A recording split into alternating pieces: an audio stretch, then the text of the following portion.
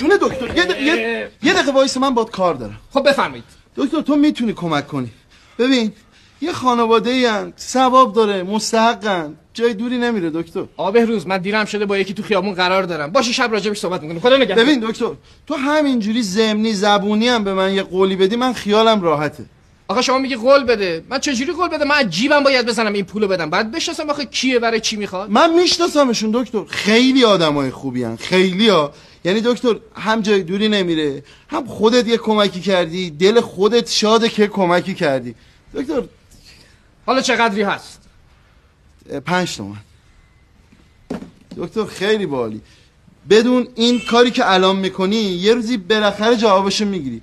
یعنی این خانواده وقتی آقا جان من الان 5 تومن بیشتر همراه نیست. بیا من خودم با این 1000 تومن میسازم. این 4 تومن باشه، 1 تومنش هم شب میدم. خدا نگهدار. 5 میلیون. دست درد نکنه. پولی شارژ این ماتاره دست درد نکنه بابا.